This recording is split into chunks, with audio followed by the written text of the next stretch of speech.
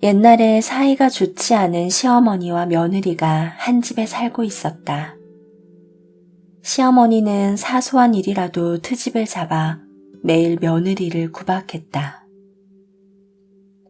며느리 역시 어른에 대한 공경심 따위는 조금도 없어 시어머니에게 대들곤 했다.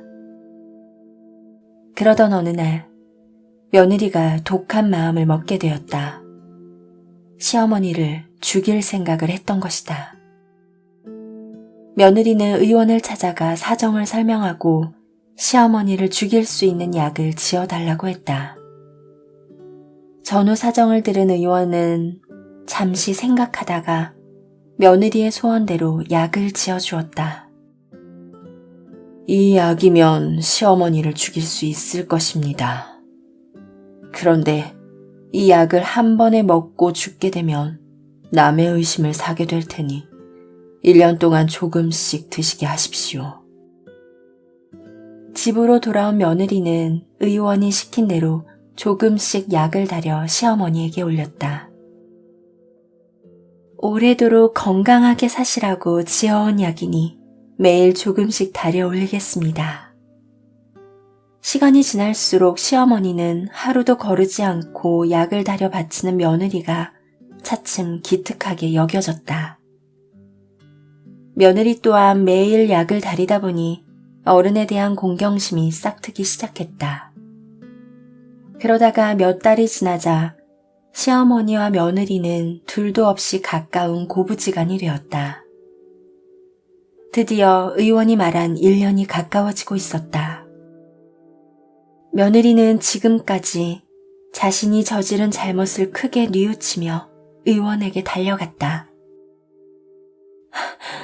제발 어머니를 살려주십시오. 며느리는 의원에게 매달리다시피 하며 시어머니를 살려달라고 애원했다. 그러자 의원이 말했다. 걱정하지 마십시오. 제가 지어드린 약으로는 시어머니께서 돌아가시지 않을 것입니다. 왜냐하면 제가 지어드린 약은 우리들이 흔히 먹는 밀가루로 만들었던 것이니까요.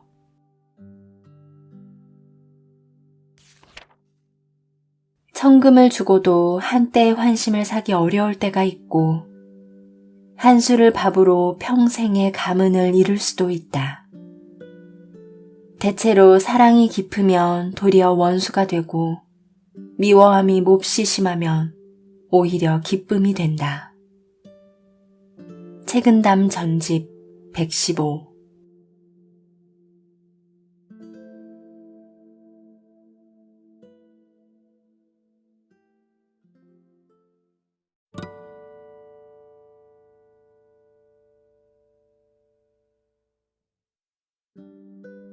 초나라 선왕 때 변사 강을은 재상 소해휴를 눈의 가시처럼 여겼다.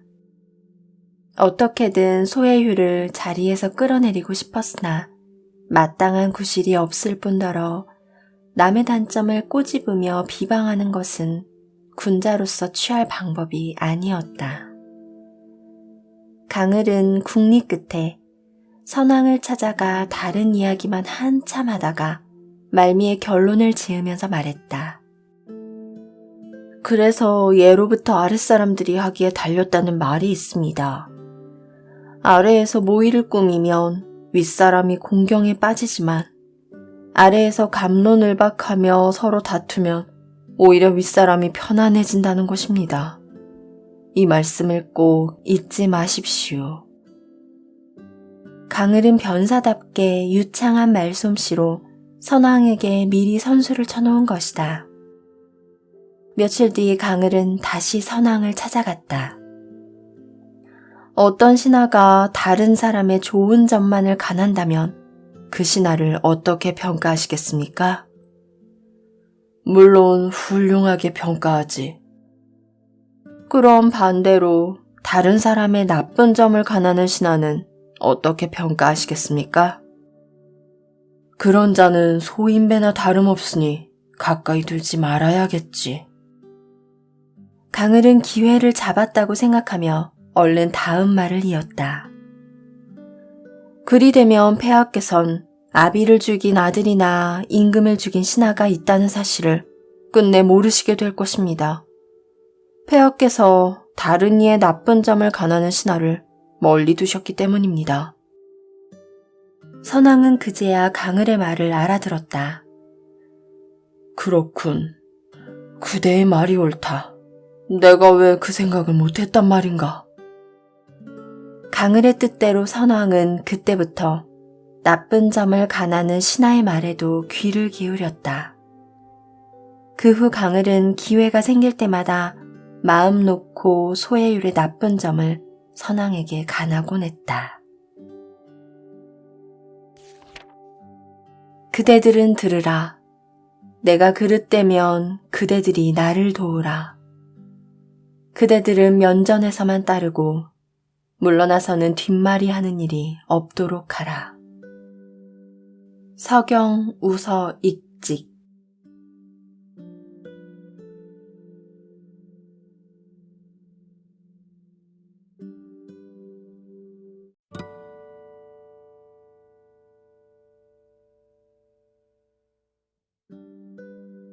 옛날에 마음씨 고운 과부에게 아름다운 딸이 하나 있었다.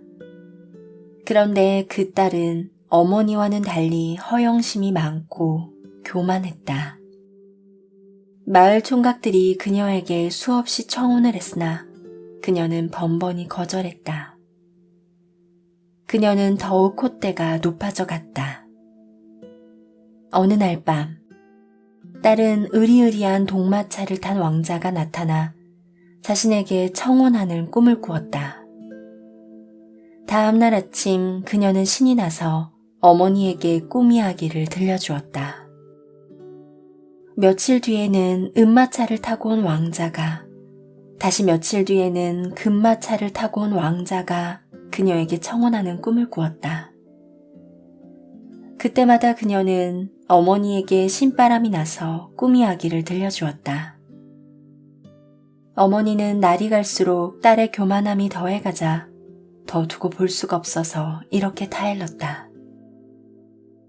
얘야, 사람이 지나치게 교만해지면 반드시 재앙에 휩싸이게 되는 법이란다. 그러나 그녀는 어머니의 충고를 무시했다. 그러던 어느 날, 그녀의 집 앞에 금마차와 은마차, 동마차가 한꺼번에 달려와서 멈춰섰다. 금마차에는 아주 잘생긴 청년이 타고 있었다. 청년은 마차에서 내려 그녀의 어머니에게 말했다. 저와 따님의 결혼을 허락해 주십시오. 청년의 말이 끝나자 은마차와 동마차에서 시종들이 선물을 한 알음씩 들고 내렸다. 어머니는 마치 꿈을 꾸고 있는 것처럼 여겨졌다. 뭔가 비정상적인 일이 벌어지고 있기 때문이었다. 하지만 딸은 손뼉을 치며 좋아했다. 그녀는 청년이 가져온 화려한 옷과 보석으로 치장을 했다. 내 꿈이 제대로 맞아떨어졌네? 하지만 어머니는 여전히 걱정스러워서 청년에게 궁금한 것 한 가지를 물었다. 당신네 집에서는 무슨 음식을 주로 먹죠? 청년이 대답했다. 저희 집에서는 금과 은, 동으로 만든 빵을 먹고 있답니다. 뭐라고요? 그런 것을 어떻게 먹고 살죠? 저희들은 아주 맛있게 먹고 있는걸요? 어머니는 점점 이상한 느낌이 들었지만 딸은 그 소리를 듣자 더욱 좋아하며 어머니가 말릴 틈도 없이 청년의 금마차에 훌쩍 몸을 실었다. 그러자 이내 마차가 달리기 시작했다. 어머니는 하는 수 없이 마음으로 기도를 올렸다. 제발 몸 건강하게만 살아다오. 마차는 어느 산골의 큰 바위 앞에 멈춰서더니 바위에 난 큰 구멍 속으로 천둥과 같은 소리를 내며 들어갔다. 마차는 컴컴한 터널 속으로 빨려들듯이 미끄러져 내려갔다. 한참을 가다 보니 다시 환한 세상이 보였다. 자, 다 왔으니 내리시오. 여긴 내가 다스리는 왕국이오.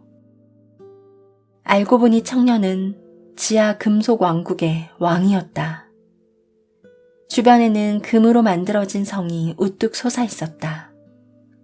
그녀는 성 안으로 들어가 사방에 가득 차 있는 보석을 보자 눈이 휘둥그레졌다. 이 나라에 있는 모든 것은 이제 당신 것이오. 자, 식사를 합시다.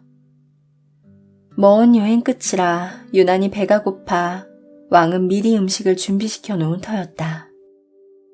그런데 식탁에 차려진 음식들은 모두가 금이나 은, 동과 같은 금속으로 된 것들 뿐이었다. 그녀가 먹을 수 있는 것은 단 한 가지도 없었다. 저는 이 음식들을 먹을 수가 없으니 밀로 만든 빵을 주세요. 그러나 왕은 고개를 저으며 말했다. 이 나라에는 그런 빵이 없소. 이렇게 맛있는 금빵, 은빵을 두고 왜 하필 밀빵을 찾는 것이오? 아무 음식도 먹지 못한 그녀는 며칠을 버티지 못하고 쓰러졌다. 그녀는 제발 밀로 만든 빵을 구해달라고 애걸했다. 그건 불가능한 일이오. 더구나 당신은 이 나라에서 먹는 빵이 모두 금속으로 되어 있다는 것을 알고 좋아하지 않았소? 그 후 왕은 그녀가 너무 불쌍해 한 달에 한 번씩 지상으로 올라가는 것을 허락했다. 그녀는 지상에 나오면 정신없이 먹을 것을 찾아 헤맸다. 그 모습은 거린과 다를 바가 없었다.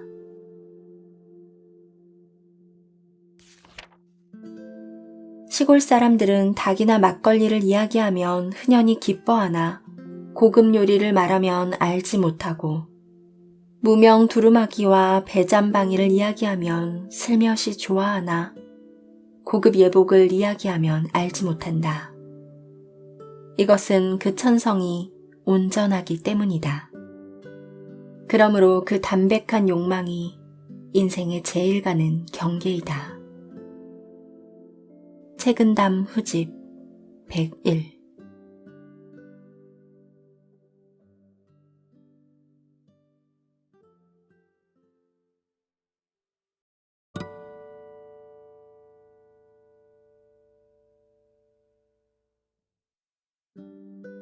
옛날 어느 마을에 아무나 친구로 삼아 어울려 다니는 청년이 있었다.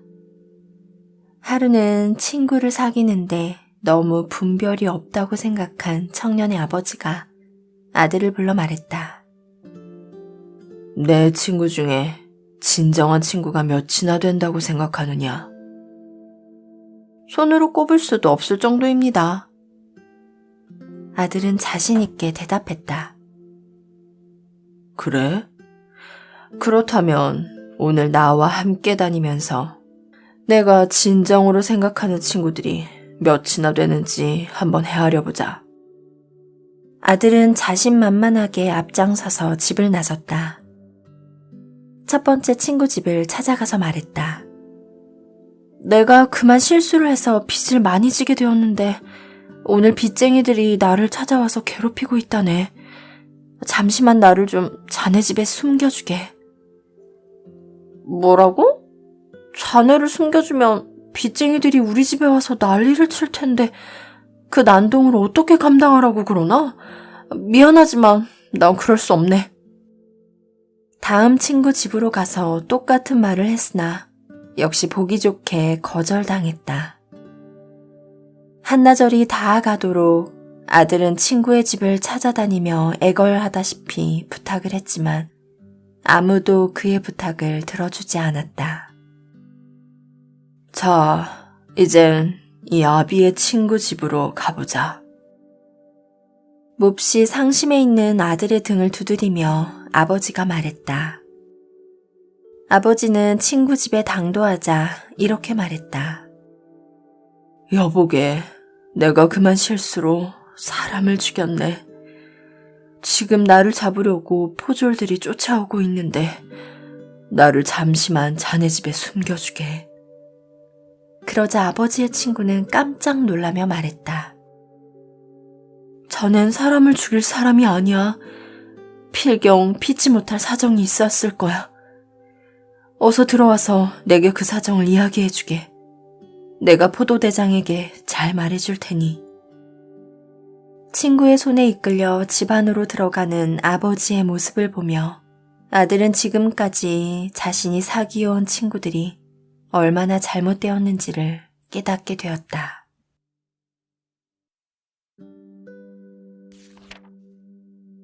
자식을 교육하는 것은 처녀를 기르는 것과 같다. 그러므로 출입을 엄하게 하고 친구 사귀는 것을 조심시켜야 한다. 만약 나쁜 친구와 한번 가까이 하게 되면 깨끗한 논밭에 잡초 씨앗을 심는 것과 같아서 평생토록 좋은 곡식을 심기 어렵다. 책은담 전집 39.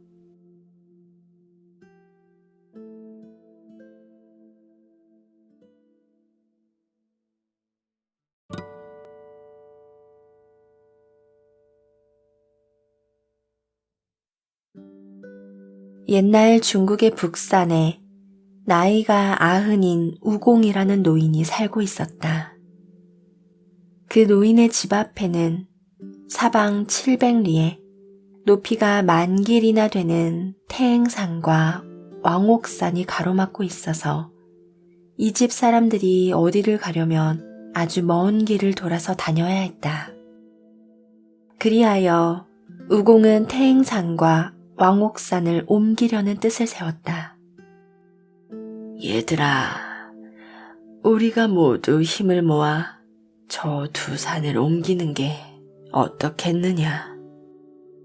저 산만 옮긴다면 우리는 곧바로 하남으로 갈 수도 있고 한수를 건널 수도 있지. 내 생각이 어떠냐? 두 산 때문에 먼 길을 돌아서 다니느라 고생했던 식구들은 모두 찬성을 했다. 그런데 우공의 아내가 이렇게 말했다. 당신은 이미 90살이 넘었고 자식도 몇 안 되는데 어떻게 산을 옮긴단 말이오. 겨우 언덕 하나도 옮길 수 없을 텐데 태행산과 왕옥산을 옮긴다니요. 옮긴다 한들 거기서 파낸 흙과 돌덩이는 어디다 버릴 참이오. 식구들은 모두 나서서 말했다. 동북 쪽으로 가서 발에에다 버리지요. 이리하여 우공과 아들, 손자가 나서서 흙을 파고 돌을 깨트려 들것에 담아 발에로 옮겼다. 이웃집의 경성이라는 사람의 아들은 겨우 67살인데도 일을 돕겠다고 나섰다. 발에까지 한 번 실어 나르고 오니 추운 계절이 지나가고 더운 계절이 돌아왔다. 한철이 지난 것이다. 우공의 오랜 친구인 지수라는 사람은 인간의 힘으로는 절대로 이룰 수 없는 일이니 공연히 헛수고하지 말라고 충고했다. 어리석은 친구 같으니 살 날이 얼마나 남았다고. 힘은 또 어떻고. 산의 한 귀퉁이도 건드리지 못할 걸세. 또 흙과 돌은 어떻게 하고. 우공은 탄식하며 이렇게 말을 했다. 자네야말로 생각이 고루하군. 자네의 궁리라는 것이 청산과부의 어린애만도 못하네. 내 결심이 정해진 이상 내가 죽으면 내 아들이 있고 아들은 또 손자를 낳을 테고 손자도 아들을 낳을 테니 한 세대 한 세대 자손은 끝없이 이어질 걸세. 그러나 산은 한치도 높아질 리 없지 않은가? 지수 노인은 뭐라고 대답할 말이 없었다. 두 산에 사는 산신령이 우공의 결심을 듣고 산이 없어질까 두려워하여 옥황상제에게 가서 이 사실을 알렸다. 그 말에 옥황상제는 감동하여 신통한 힘을 가진 과아씨 아들에게 시켜 두 산을 옮기게 했다. 하나는 고비 사막의 동쪽으로 옮기고 다른 하나는 섬서와 감숙 사이로 옮겼다. 그 후로 이곳에는 길을 가로막는 높은 산이 없었다. 열자에서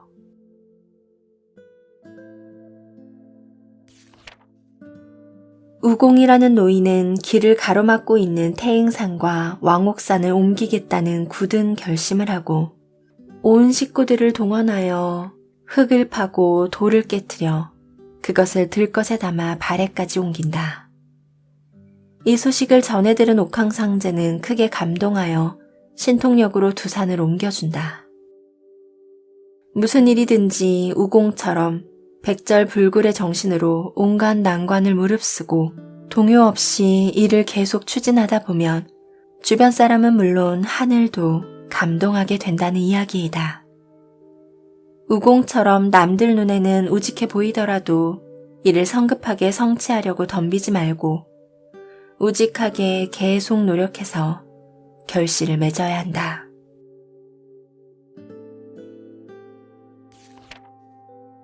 우, 공, 이, 산. 어리석을 우, 귀인 공, 옮길 이, 뇌산. 우공이 산을 옮긴다는 뜻으로 어떤 큰일도 끊임없이 노력하면 반드시 이루어낼 수 있다는 말이다.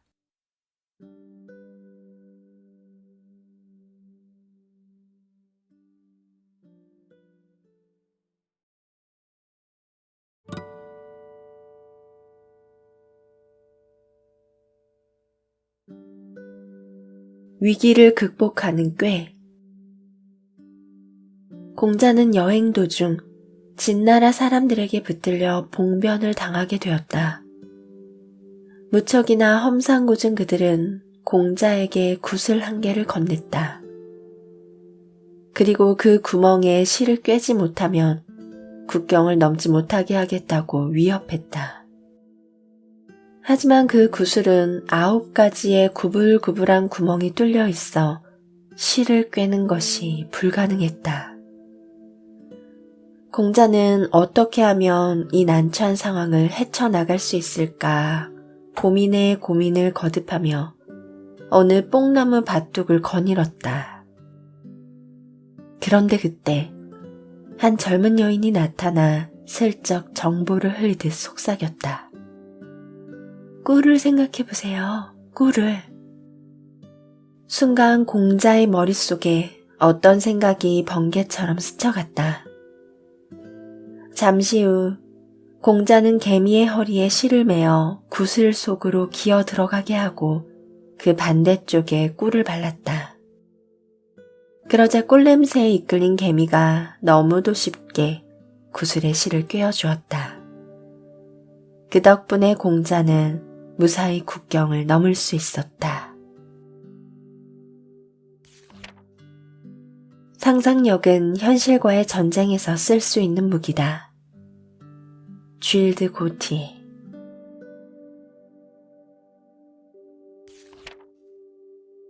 칭찬의 비밀. 제나라 제상 등기는 옷을 단정히 차려입은 다음 그 모습을 거울 앞에서 세심히 비추어 보며 부인에게 물었다.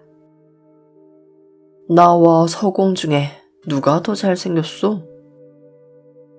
아무려면 서공을 어찌 당신과 비교할 수 있겠어요?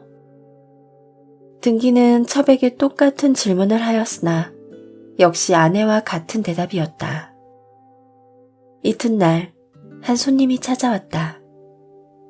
등기는 그 손님과 이야기를 하다가 어제 일이 생각나서 넌지시 손님에게 물었다. 저와 서공 중에 누가 더 잘생겼습니까? 그야 서공이 당신보다 훨씬 못하죠. 저녁이 되자 등기는 누워서 곰곰이 생각했다. 사실 미남으로 소문난 서공과 비교하자니 스스로가 훨씬 못하다는 느낌이 드는 것이다. 그런데도 어찌하여 아내와 첩, 그리고 손님까지 자기를 서공보다 잘생겼다고 말하는 것인지 의문이었다. 깊이 생각한 등기는 이렇게 결론을 내렸다. 아내가 나를 서공보다 잘생겼다고 하는 것은 나를 편애하기 때문이고, 첩은 나를 두려워하기 때문이며, 손님은 나에게 부탁할 일이 있기 때문이다.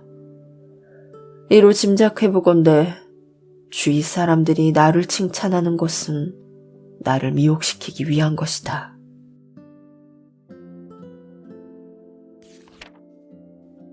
의심하는 것이 유쾌한 일은 아니다. 하지만 확신하는 것은 어리석은 일이다. 볼테르. 진실은 의심할 여지 없이 아름답다. 하지만 거짓 역시 그렇다. 랄프 waldo 에머슨. 다른 사람을 아는 것은 지혜로운 것이고 스스로를 아는 것은 현명한 것이다. 노자.